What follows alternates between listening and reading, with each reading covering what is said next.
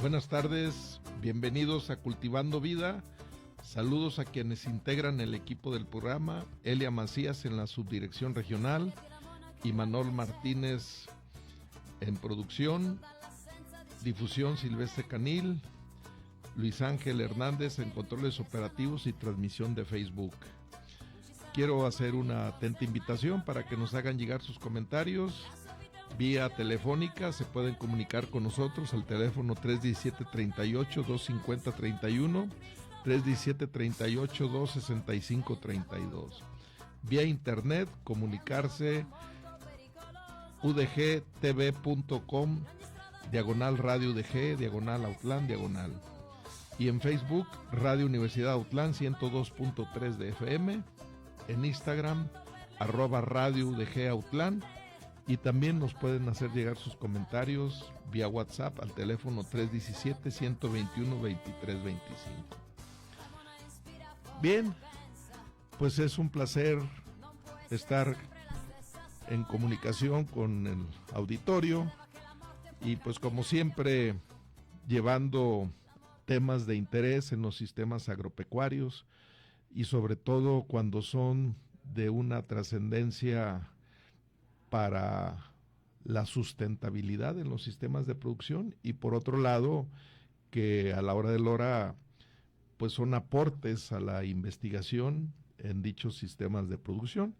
Y el día de hoy pues tenemos a una invitada. Ella es ingeniero agrónomo, egresada de este centro universitario, y hoy se encuentra estudiando la maestría en ciencias agropecuarias, y me refiero a Jessica Maite Rivera Pérez. Bienvenida, Jessica. Muchas gracias, maestro. Un gusto estar con usted y con todas las personas que nos están escuchando. Bien, pues el tema que ella está haciendo su trabajo para obtener el grado de maestría en ciencias agropecuarias es el efecto de la suplementación con mezquite y guamúchil sobre parámetros reproductivos, productivos y metabólicos en ovejas de pelo en el estiaje.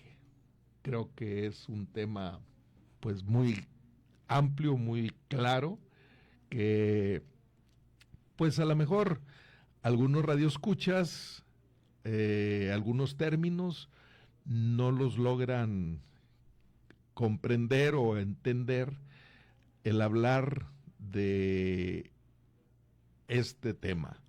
Y pues para eso me gustaría preguntarte, Jessica, ¿qué nació para continuar tus estudios o qué te estimuló para que continuaras aquí en este centro universitario tu preparación en cuanto a obtener el grado de maestra en ciencias agropecuarias? Bueno, lo que me motivó fue que siempre me ha interesado la investigación. De hecho, también en mi licenciatura realicé una tesis en cuestión de el uso de aceites esenciales, que en este caso fue el amole y el extracto de neem para el control de las garrapatas Ripicephalus microplus, que es una problemática que ocurre en el ganado bovino.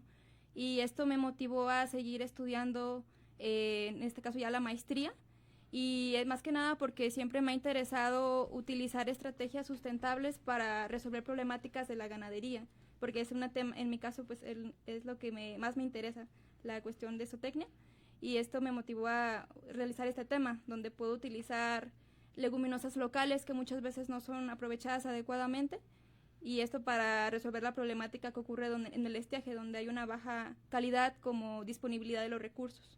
Bien, pues excelente. Mira, si mal no recuerdo, yo fui tu jurado, ¿verdad? Sí. También. y es un gusto, y la verdad que estudiantes que tienen ese interés de prepararse, porque pues hoy en día así lo está demandando, ¿no?, los sistemas de producción. Bien, me gustaría, para los que nos escuchan, ¿qué viene siendo el mezquite y el guamúchil desde el punto de vista nutricional? ¿Cómo podemos nosotros clasificarlos dentro de esa materia prima para hacer una ración? Pues todos, creo que los ganaderos llegamos a entender que pues una ración alimenticia debe tener algunos ingredientes, y esos ingredientes pues nos van a aportar proteína, otros nos van a aportar fibra, otros nos van a aportar ciertos minerales, otros fibra. ¿Cómo pudiéramos catalogar o etiquetar al guamúchil y al mezquite? Ambas son leguminosas y la intención de utilizarlas es porque poseen un alto contenido de proteína cruda. De hecho, en los análisis químicos proximales que realizamos recientemente, se obtuvo que ambas leguminosas poseen 13% de proteína.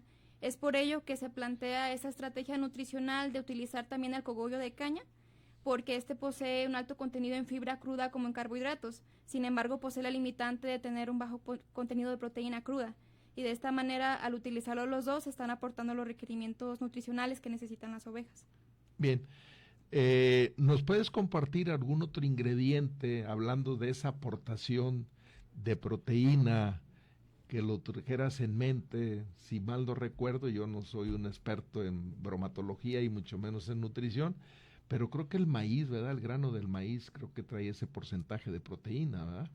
El grano de maíz, de hecho, a lo que investigué contiene un poquito menos de porcentaje de proteína cruda. Lo que sí posee un alto contenido es la soya, que también la utilizamos, pero en menor proporción. Sí, sí, o sea, la soya pues ya estamos hablando de un 40%, sí. ¿verdad? Sí. De aportación. Bien, pues platícanos a ver en qué está consistiendo esa investigación que estás haciendo, sobre todo en donde pues hablas tú parámetros reproductivos, o sea, ¿qué es lo que estás tú ahí observando o cómo fue esa metodología para estar viendo?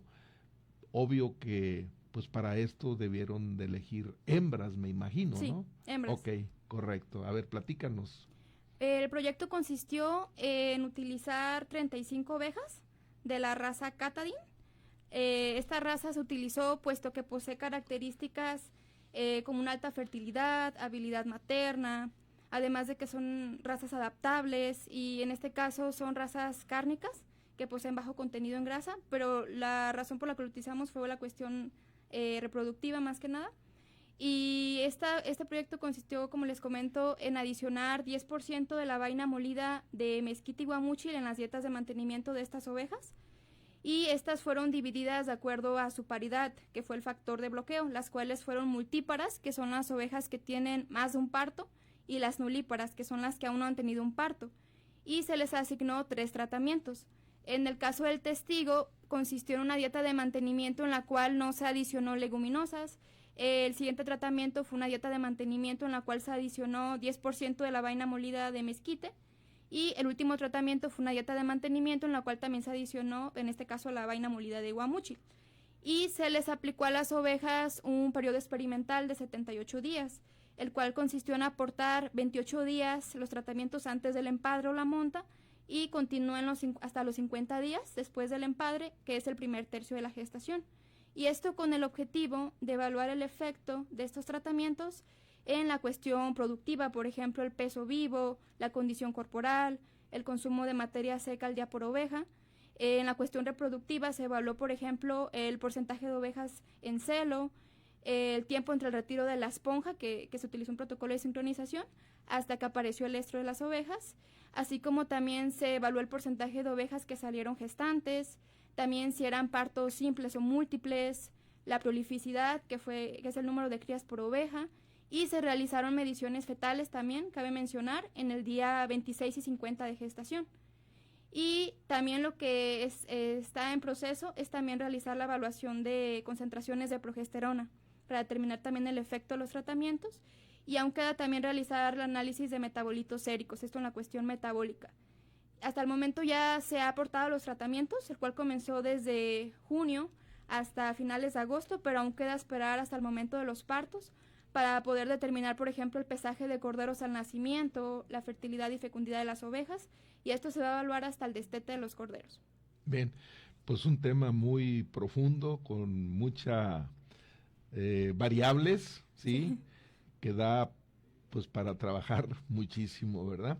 Sí. Me gustaría que nos comentaras si es que anteriormente ya habías visto tú algunas publicaciones o algunas investigaciones referente a estos uso de de estas leguminosas, concretamente de la vaina del mezquite y lo que viene siendo pues también la vaina del guamúchil, ¿no? O la rosca como la conocemos en el medio rural, ¿verdad? Sí.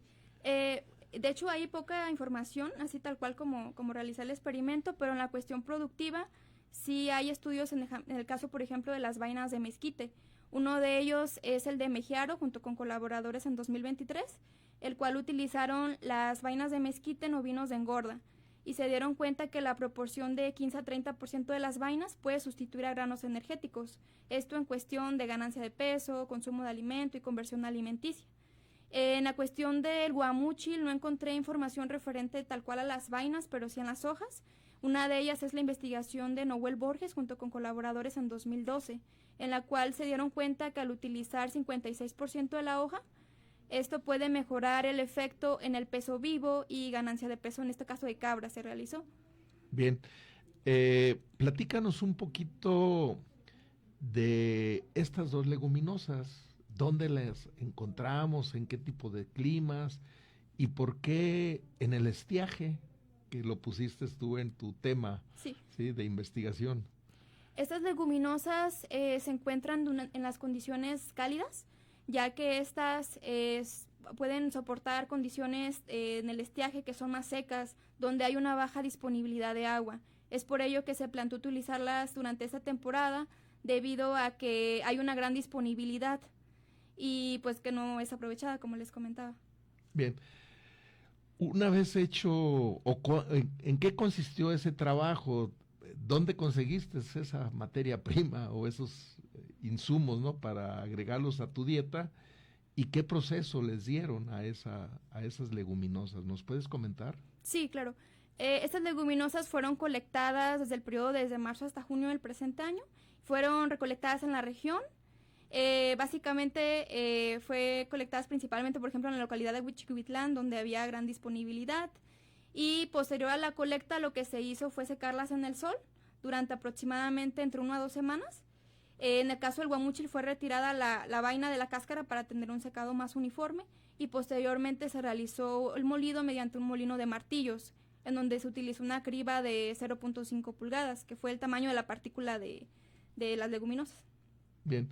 ¿Y esa molienda fue con toda y su semilla y todo, su cáscara y todo, o hubo ahí una cierta selección o separación fue en su totalidad? Sí, fue en su totalidad, tanto vaina como la semilla, y en el caso también del guamúchil se incorporó también la cáscara. La cáscara, Uh-huh. Bien.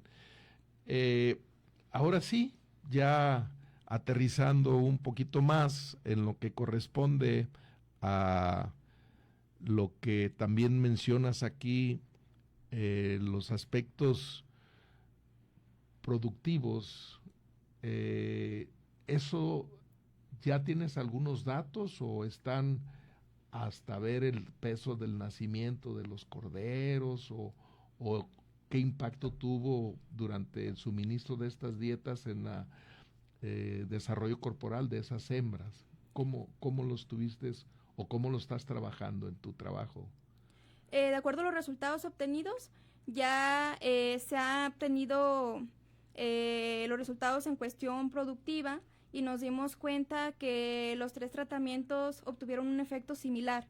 Esto en la cuestión, como les comentaba, tanto del peso, condición corporal y consumo de materia seca.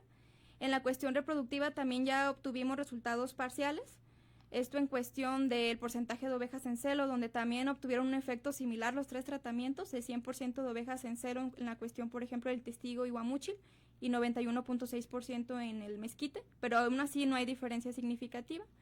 Donde sí se mostró diferencia fue en el promedio de horas al estro, donde notamos esta diferencia de mezquite y guamúchil, donde mezquite redujo 7 horas la aparición de celo, lo cual nos pareció bastante interesante. Ya en la cuestión del porcentaje de ovejas gestantes, prolificidad y algunas mediciones fetales, también se mostró diferencia similar los 3 tratamientos. En donde también notamos una diferencia significativa fue en la cuestión de la medición fetal del área de embrión, en el caso de testigo con respecto a las leguminosas. Esto también sucedió en el día 50 de gestación, cuando realizamos la medición en el ancho del abdomen, donde también se mostró esta diferencia significativa. Bien, en cuanto a ese proceso del estro y de la monta o de la reproducción asistida, ¿cuál fue lo que manejaron ustedes ahí? Dado que me comentas que hubo una sincronización para Sí. la cuestión del estro, ¿verdad? Sí. Cuestión. Se realizó un protocolo de sincronización en donde se utilizaron esponjas intravaginales que fueron colocadas a las ovejas 12 días antes del empadre.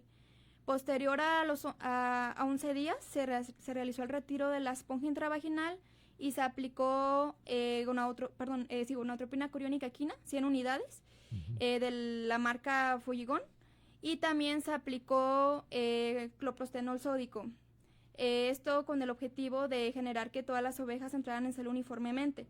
Sin embargo, la dosis de gonadotropina coriónica quina que se administró fue más baja a lo recomendable. De hecho, en investigaciones como la de Quintero Elisea, junto con colaboradores en 2011, en esta manejaron diferentes dosis y las probaron y se dieron cuenta que en el caso de 100 unidades, que fue lo que nosotros administramos, fue un efecto similar al testigo. Es por ello que se decidió utilizar esta dosis para que básicamente lo que generara el efecto en el celo fueran las leguminosas.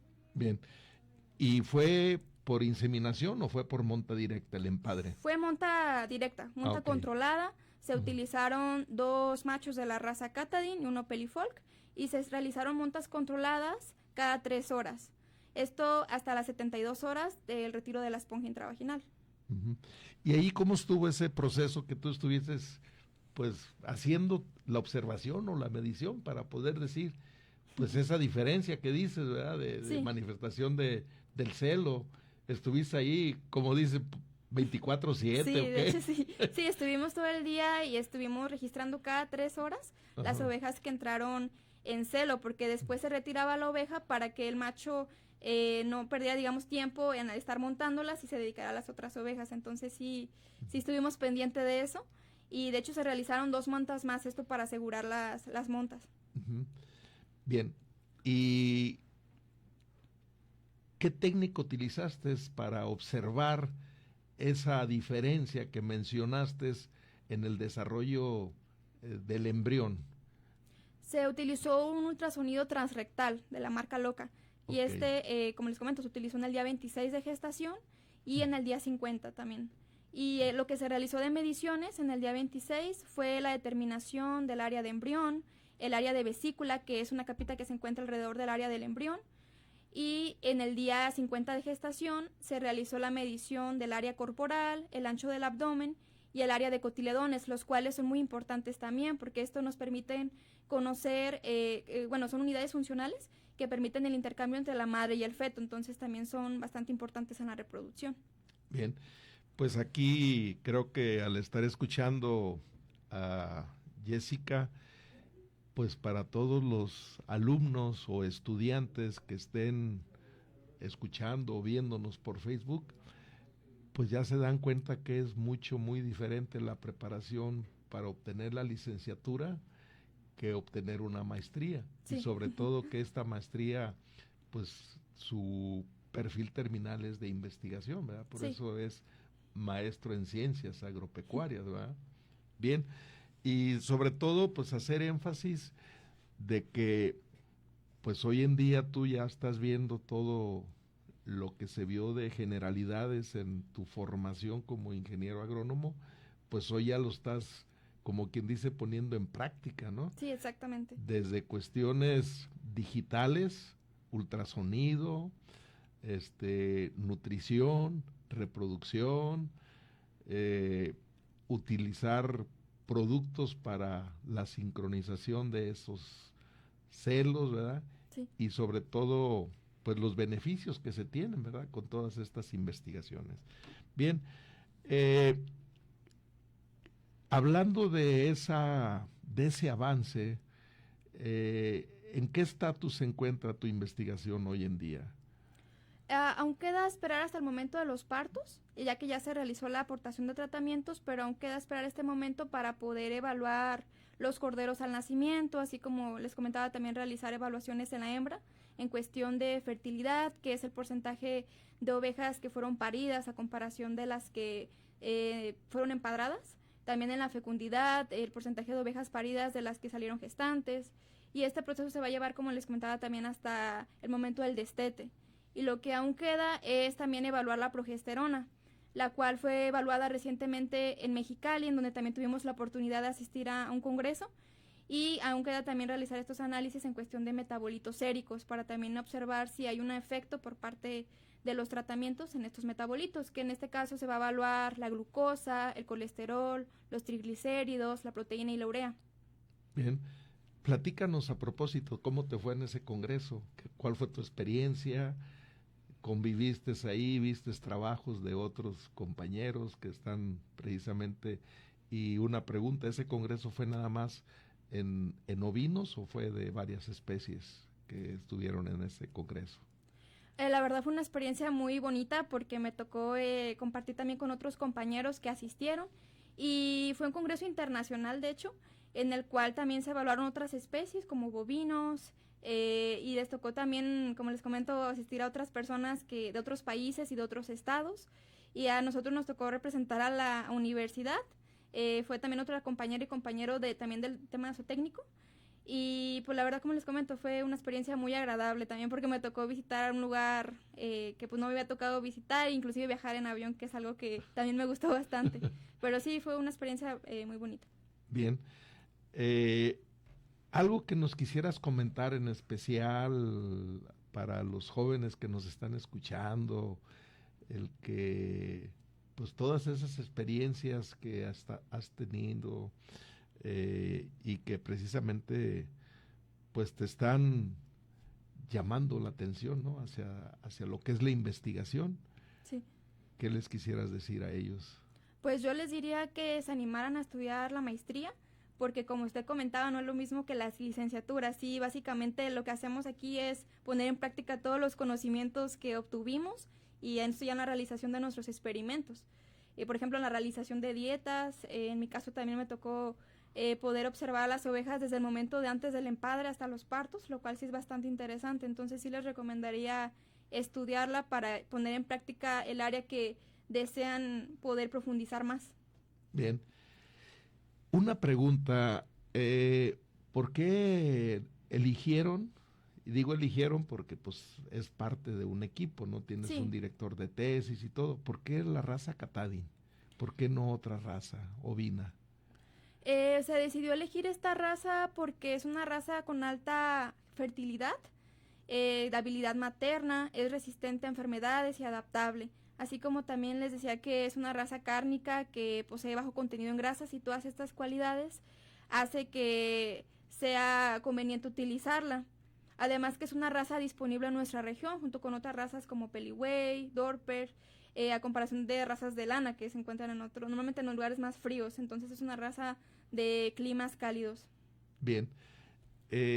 Otra de las cosas que me gustaría que les comentaras a los radioescuchas, precisamente esos términos, ¿no? Hablas de prolificidad y eso, en otro lenguaje, ¿cómo les pudiéramos decir a los que nos están escuchando? Bueno, por ejemplo, la prolificidad hace referencia al número de crías por oveja. Entonces, también, no sé, las mediciones fetales, pues son, como les comentaba, mediciones prácticamente del embrión o del feto ya en el día 50 de gestación, que se realizan para poder determinar, pues, qué tan grande fueron los fetos a comparación del efecto de los tratamientos. Bien. También por ahí los ovinos, hay algunas razas que son, la manifestación del estro es estacional. Uh-huh. ¿Qué nos puedes comentar, ya que estás también sí. investigando, ¿no? Ahí los aspectos reproductivos. ¿Qué nos puedes decir para que los que nos están escuchando? Pues... Bueno, las ovejas es importante recalcar que se les denomina que son poliéstricas estacionales. Esto significa que manifiestan en celo en ciertas estaciones del año, que generalmente es en otoño e invierno, pero esto también se debe a la cuestión del clima, que esto generalmente ocurre en climas cálidos, perdón, en climas templados. Aquí por ejemplo, en nuestra localidad generalmente genera la aparición de celos en la temporada de lluvias. Entonces esta es la diferencia en cuestión del clima, pero sí, básicamente generalmente ocurren los celos cuando hay una reducción en los días, o sea, en las horas del día, y esto debido a que aumentan las concentraciones de melatonina. y también el fotoperiodo tiene una gran importancia en la reproducción animal. Bien. ¿Dónde estás llevando a cabo esta investigación sobre cuáles fueron esos, vamos a decir, recursos o facilidades que para poder llevar a cabo esta investigación? ¿Hiciste compra de estas hembras? ¿Algún apoyo o es parte de? Y también me gustaría que comentaras aunque ya se cerró el periodo que fue en septiembre de inscripción, pues para algunos que nos están escuchando por primera vez, ¿no? Que quieran ingresar a la maestría, lo que viene siendo la beca, ¿no? Que pues tiene ese apoyo por parte de CONACYT, ¿verdad? Sí. Bueno, nuestro experimento, porque somos un equipo, lo estamos realizando en el rancho justamente del mi director de tesis, que es en Ahuacapán, y básicamente las ovejas que estamos utilizando son de él, entonces tuve esta facilidad de utilizarlas gracias a él. Y los trámites generalmente son entre marzo, el siguiente año van a ser. Y nosotros tenemos la facilidad de que, como usted mencionaba, se nos aporta una beca por parte de CONACYT, la cual es mensual. Y esto nos ayuda bastante a poder enfocarnos en nuestros proyectos y no estar pendientes, por ejemplo, del trabajo, si se nos facilita más. Inclusive también en ocasiones se nos brindan con donaciones. Esto también para facilitar nuestra maestría. Bien. Pues la verdad es un gusto escucharte, Jessica. En muy corto tiempo veo que tu desenvolvimiento ha sido muy exitoso, inclusive pues veo que dominas bien el tema, que estás bien enfocada a esto. Felicidades. Muchas gracias. Y pues es un placer conocer jóvenes que tienen esa inquietud, ¿verdad? De que se quieren preparar y quieren tener estos logros, ¿verdad? Sí. Algo que quisieras ya para terminar el programa, el tiempo se nos agota, algo que se me haya escapado dentro de tus resultados que tienes a la vista que nos los quisieras compartir. Bueno, básicamente ya como conclusión en los resultados parciales que tengo, es que las leguminosas sí pueden ser una alternativa a los insumos convencionales, en este caso el maíz y la soya, ya que como podemos observar obtuvieron resultados similares. Bien. Pues no nos queda más que agradecerte tu participación y pues en la conducción su servidor Octavio Godoy Pelayo, en la subdirección regional Elia Macías, en producción Imanol Martínez, en operación técnica y transmisión en Facebook Luis Ángel Hernández. Muchísimas gracias por su tiempo y pues de nuevo agradeciendo tu participación en esta edición de nuestro programa del Departamento de Producción Agrícola, Cultivando Vida. Muchas gracias, maestro, por la invitación y gracias a todas las personas que nos están escuchando. Hasta la próxima, gracias.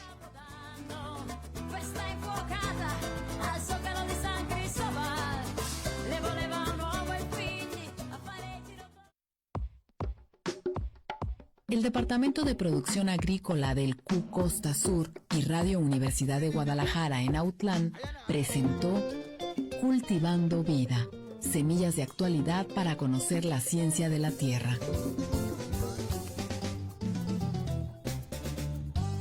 Tierra que renueva, vive y embellece todo alrededor. Lo esperamos en nuestra próxima emisión.